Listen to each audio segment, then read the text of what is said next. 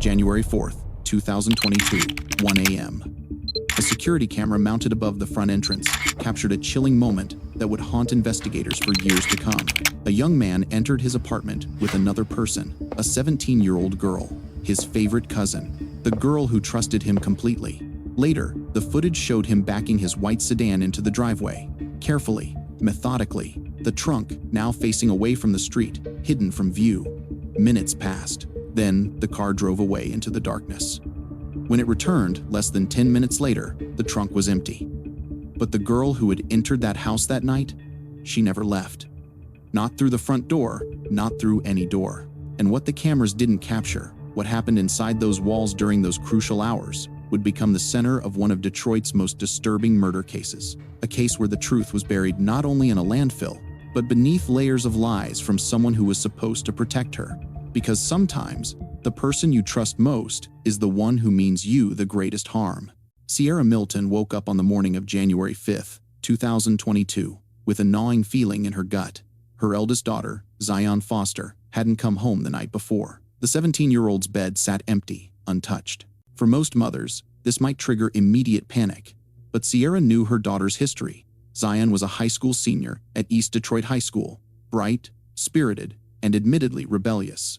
Just months earlier, she'd celebrated her 17th birthday in November. Like many teenagers testing boundaries, she'd threatened to run away before. Twice the previous year, frustrated with her mother's rules, she'd actually done it. The first time, 16-year-old Zion fled to her grandmother's house. Convinced to return, she stayed only days before leaving again, prompting Sierra to call the police. But both incidents proved to be false alarms. The teenager was struggling. Her grandmother's recent cancer diagnosis weighed heavily on her. Independence called to her like a siren song. But this morning felt different. Zion had worked her serving shift at the Detroit Wing Company the night before. She'd come home. She'd asked permission to go out afterward. And here's the thing she'd been honest about: where she was going and who she'd be with. Her favorite cousin, Jalen. Sierra trusted him. She'd watched Zion leave with him at least twice a month for the past year. She'd greeted Jalen herself in the driveway when he picked her daughter up. Sierra had agreed. She watched Zion walk out the door shortly before 11 p.m. That was the last time she saw her daughter alive. The text message came from Vertez Gonzalez, Zion's boyfriend and fellow high schooler. Had Sierra heard from Zion? Because he couldn't reach her anymore. The last message he'd received came at midnight, 3 simple letters that now haunt everyone involved. On my way. On my way. But Zion never made it home. Calls went straight to voicemail. Messages throughout the night sat undelivered, trapped in digital limbo. Finally, at 8 a.m., Vertez sent a message that captured his growing dread. "Are you alive?"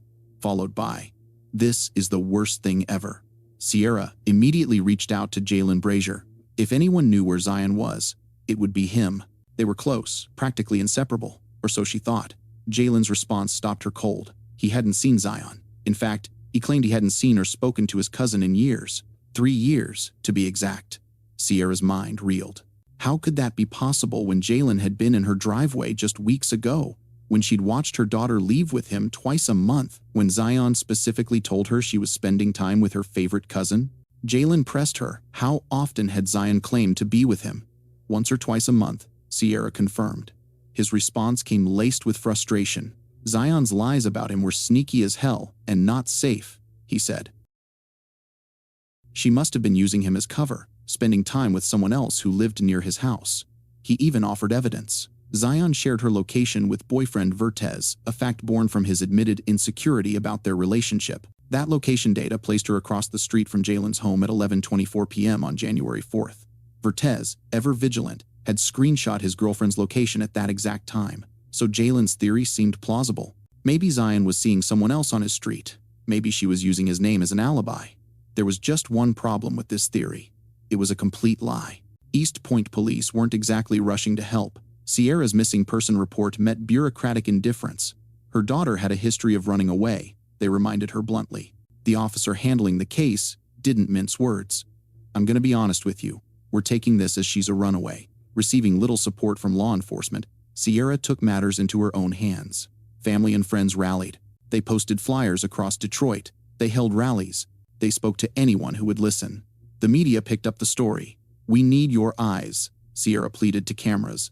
The police need your help. Meanwhile, officers eventually made their way to Jalen Brazier's home. They found him there with his longtime girlfriend, Katrina Smith. The 23-year-old father of 2 young boys, ages 1 and 2, seemed cooperative. He invited officers inside to look around. His story remained consistent.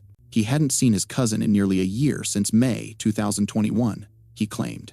It was Zion's mother and her boyfriend who seemed fixated on this idea that she'd been with him. He'd even offered to show Sierra his Ring camera footage to prove Zion was never there. When Sierra examined the footage, she noticed something. Gaps, missing entries for the night of January 4th. Obviously deleted, she thought. But police found nothing suspicious in their search. No signs Zion had been there. They listened while Jalen explained his frustrations over being dragged into drama caused by a 17-year-old cousin he rarely saw anymore. She's known to be a runaway, he told officers, his voice rising with apparent exasperation. Like, she's run away 4 times. Every time she's at some dude's house. Her mom knows this. Her mom's just playing it a certain way, and it's making me so uncomfortable. The officers left, seemingly satisfied. But Sierra Milton knew better. She'd seen Jalen in her driveway. She'd hugged him. She knew he was lying. The question was why. Sometimes the simplest solution cracks a case wide open. If Zion's location data placed her across from Jalen's house, why not check the neighbor's doorbell cameras? The footage told a story Jalen desperately wanted to hide. At approximately 11:15 p.m. on January 4th, a white sedan, the car known to be driven by Jalen Brazier, pulled into his driveway. 2 individuals emerged, clearly visible walking into the house. 1 male, 1 female. Now, Jalen had driven his girlfriend Katrina to work just before 11 p.m. that night. She worked the midnight shift at a manufacturing job 11 p.m. to 6 a.m. The second individual entering the house at 11:15 couldn't have been Katrina. Phone location data confirmed what the camera revealed. The 2 people entering Jalen's home that night were Jalen Brazier and Zion Foster. The camera never showed Zion leaving. But at 1 a.m., that same camera captured something chilling. Jalen's car pulled out of the driveway, then backed in. The trunk now faced the backyard, hidden from view. After a few minutes, the car drove off. It returned less than 10 minutes later. Search warrants came swiftly. Inside the house, nothing. The car's contents were carefully itemized and examined, but there was no clear evidence of what happened to Zion. That is, until law enforcement brought in the canine units. The dogs indicated clearly at the trunk of Jalen's car. The unmistakable scent of death lingered there. On January 19th, accompanied by a friend who happened to be a lawyer, Jalen voluntarily sat down with detectives. The evidence against him had become overwhelming. It was time, his lawyer must have advised, to get ahead of the narrative. Jalen offered what he claimed was the truthful version of events from that night. Yes, he'd picked up Zion from her home. Yes, he'd brought her back to his place. He put his 2 young children to bed, then joined Zion downstairs in the living room. They talked about normal teenage things, her improving relationship with her mother, her boyfriend, plans for prom, her job, dreams of getting her own apartment. They used some recreational substances together, he said. Then Zion got sleepy. Her head tilted back as she appeared to nap while sitting upright on the couch. He went into the other room to pour himself a drink. When he returned 15 to 20 minutes later, something was wrong. Her pulse was faint, he claimed. Then her heartbeat became non-existent. His young cousin had simply died on his couch, just like that. Instead of calling 911, Jalen said he panicked, not knowing how she died. He feared it would appear as though he'd killed her. So he made a choice that would haunt this case. I put her in my trunk, he told detectives, his voice steady and matter-of-fact, and I took her to Highland Park and put her inside of a trash receptacle, and I left. Detectives pressed him. How did he know Zion was actually dead? According to his story, the 17-year-old had inexplicably and abruptly stopped breathing. But was she truly gone? She wasn't breathing, Jalen insisted. Her heartbeat was like I couldn't read a heartbeat, couldn't feel a heartbeat or anything, so I would say she was dead, definitely. The timeline matched disturbingly well with other evidence. Jalen claimed Zion had been at his home for roughly 2 hours before she died, placing her time of death just past 1 a.m. Cell phone records showed her device dropped off the network at exactly 1 a.m., the same moment she stopped responding to messages from Vertez. Jalen also claimed he hadn't deleted any data from his phone since that night, but investigators discovered he'd performed a full factory reset just 2 days later, effectively wiping everything from his device. Still, the movements of his phone could be pieced together through cell tower data. This placed Jalen at the dumpsters in Highland Park at 1 a.m. He led detectives to the location where he claimed to have left Zion's body weeks before. There was no longer any sign of her there. The trash had long since been collected and compacted. Sierra Milton's world shattered when she learned what her nephew had done. "He said that my baby just died," she recounted, her voice breaking, "and then that he threw her in a dumpster, like she was trash." When Jalen sat down for a follow-up interview the next day, January 20th, his story began to change. Now he claimed they'd taken hallucinogens that night. The powerful substances must have caused her heart to stop, he suggested. This explanation was about as medically plausible as his previous assertion, which is to say, not at all. The detective saw an opening. Perhaps Jalen would use the drugs as an excuse for his actions, for whatever steps he took to end his younger cousin's life. "Did you have like a freaking momentary didn't know what you were doing moment?" the detective pressed. "The problem with those substances is when you're on them you don't know what you're doing. Did you do something?" But Jalen wouldn't bite. "I was completely comfortable," he insisted. The detective failed to elicit a confession. Without this admission and without locating Zion's body, there wasn't enough evidence to proceed with a murder indictment. Jalen was placed under arrest anyway for one count of lying to police. His false statements had actively deceived investigators about Zion's whereabouts, her health and safety, and his interaction with her. It wasn't murder, but it was something. The search for Zion Foster became one of the most extraordinary efforts in Detroit law enforcement history. Garbage collection trucks working in Highland Park were tracked to specified areas in local landfills. An estimated 8-week project was launched to sort through literally mountains of waste from all over the Detroit area, compiled over several weeks. Dozens of volunteers, mostly wearing masks and hazmat suits, assisted by heavy machinery, picked through layer after layer of the landfill, systematically, methodically, looking for any sign of the 17-year-old girl someone had thrown away. "We're doing what's right for the right reasons," officials announced. "And we're going to do everything we possibly can to bring some degree of closure. Will never be complete closure, but some degree of closure and justice to this family." Meanwhile, Jalen Brazier faced up to 4 years in prison for lying to police. The Detroit Police Department, assisted by the FBI, continued seeking a warrant for murder. At his sentencing for the lying charge, Jalen pled his case. 1. "I did turn myself in. Yes, I lied. But I was not in the right state of mind. There was no way for me to prepare for a situation like that. I was scared. I don't know exactly how she passed, what caused her to pass. I just know 1 minute she was cool, she was fine. She laid back for a minute. Next thing I know, she was dead." The judge wasn't having it. "You think she dies and then you dispose of her body? Just like that? That was your choice?" Jalen tried to explain his panic, his confusion, his fear, but the judge cut him off. "Stop it. I won't have any conversation in this courtroom." Jalen Brazier was sentenced to 23 months in prison. While incarcerated, Jalen's phone calls home to girlfriend Katrina and other family members were monitored closely. He occasionally used another inmate's calling code in a failed attempt to keep conversations private. He also possessed a prohibited cell phone, which he used to exchange thousands of messages with Katrina. Repeatedly, in his calls, Jalen would ask if anything major had happened. This seemed to be poorly concealed code. Was he asking whether the massive landfill search had found anything? Or anyone? "The most logical and possible one right now," he told Katrina in one recorded call, "is that there's nothing major. Nothing major is new. And due to that, there's a last effort to put together any types of anything." His relief was palpable. "Keep your head up. Don't say nothing. Think about that for a moment."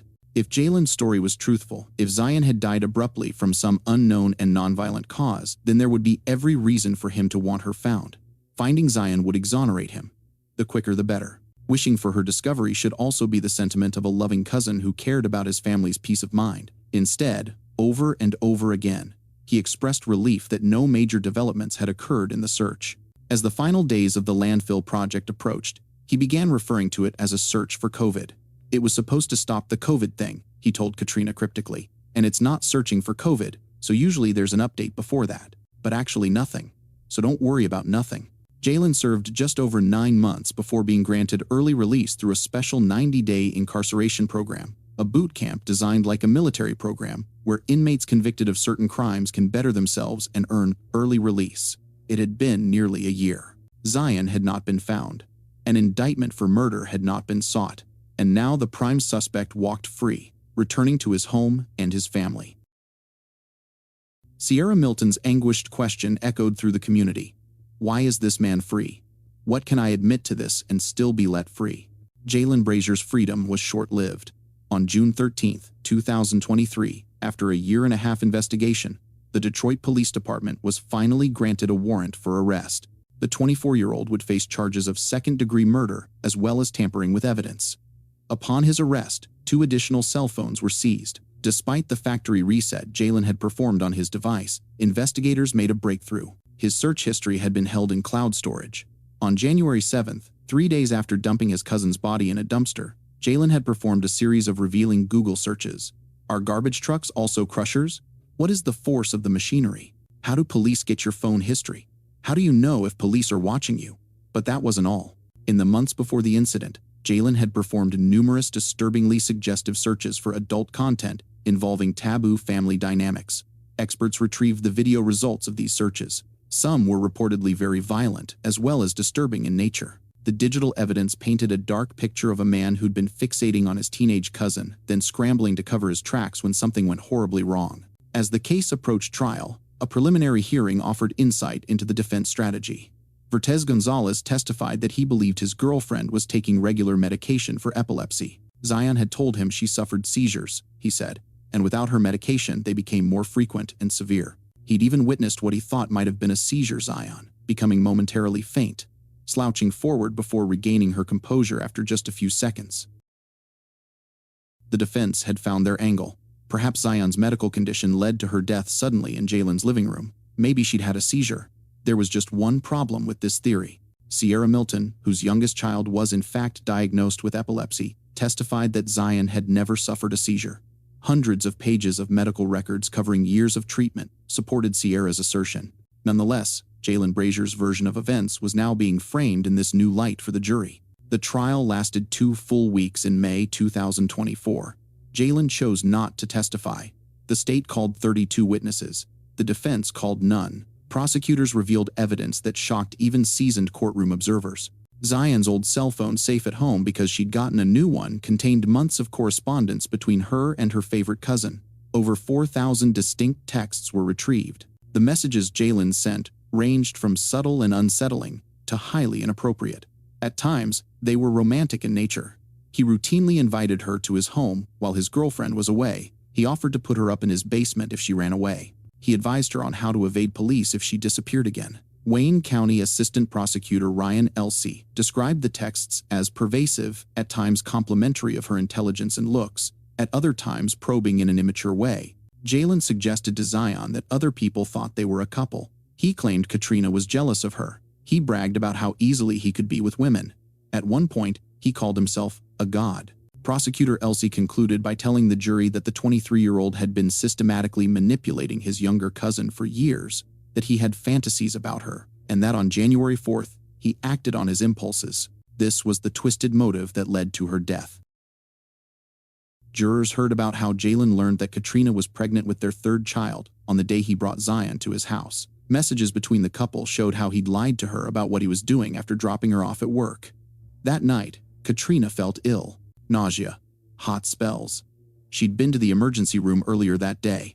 Hours later at work, the symptoms resumed. She messaged repeatedly that she felt too sick to stay, asking him to pick her up. At 1 a.m., I think I need to come home. At 1:26, I don't feel good. Minutes later, my stomach hurts. I feel sick and keep getting hot and cold. Jalen's response? You can make it, baby. He finally picked her up at nearly 3 a.m. When he did, she noticed something. A deep scratch across his collarbone, deep enough to draw blood. He told her the cat had scratched him. Odd, Katrina thought. The cat had never scratched that deep before.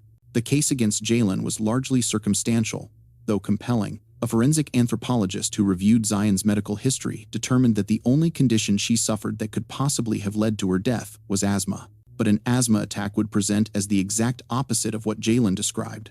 Instead of quietly passing out with a faint heartbeat, Zion would have been struggling to breathe. It would have been very clear she was in distress. The prosecution's closing argument cut through the defense's theories like a knife. He brought her to his house late at night on January 4th, 2022, behind the back of his pregnant girlfriend, who was at work at the time, and she leaves that house in the trunk of his car on a night where he has an unexplained gash on his collarbone. What do you think happened inside that house that night? She died of COVID? She died of a seizure? There's a claim that he did what he did because he was afraid of getting caught for illegal substances. Afraid of getting busted for drugs? You ever heard of somebody getting rid of a body to avoid a parking ticket? Sierra Milton and the rest of Zion's family waited as the jury went into deliberations. They returned in only 30 minutes. As to count 1, how do you find guilty? As to count 2, how do you find guilty? Jalen Brazier maintained his innocence at his sentencing hearing. Her death was not in any way violent. She wasn't hurt at all, he insisted, still clinging to his story. Before announcing his decision, Judge Donald Knapp outlined the convict's failure to accept responsibility for the murder, for disposing of Zion's body, for lying to police, for causing delays in the investigation, for leaving his 2 young children alone in the house while he disposed of evidence, for manipulating and lying to family. It is unlikely, Judge Knapp concluded, that he will ever be rehabilitated. Jalen Brazier was sentenced to 30 to 90 years in prison for the murder and another 5 to 10 years for tampering with evidence. These terms would be served consecutively. Sierra Milton's body trembled as the sentence was read. When it was read, it was just so matter-of-fact. I'm so happy they saw she was loved. She is loved. She was fought for. And this is the result. This is justice. Then she addressed Jalen directly. You thought you were smart. You tried to be slick. The people saw you for what you are. And I hope you never get out. Zion Foster's body has never been recovered. Over 70 volunteers and law enforcement officials searched the landfill for nearly 6 months before finally admitting defeat. Somewhere in that massive expanse of waste and refuse, a 17-year-old girl with her whole life ahead of her remains lost. As of this writing, Jalen Brazier remains at an intake facility in Wayne County, awaiting his placement in a general population prison. He'll be eligible for parole when he's in his 50s. Given the consecutive nature of his sentences and Judge Knapp's assessment of his rehabilitation prospects, he may never see freedom again. This case serves as a chilling reminder that danger doesn't always come from strangers lurking in shadows. Sometimes it wears a familiar face. Sometimes it calls itself family. Sometimes the person you trust most is the one who means you the greatest harm. Zion Foster trusted her favorite cousin. She got into his car willingly that night. She walked into his house without fear. She never walked out.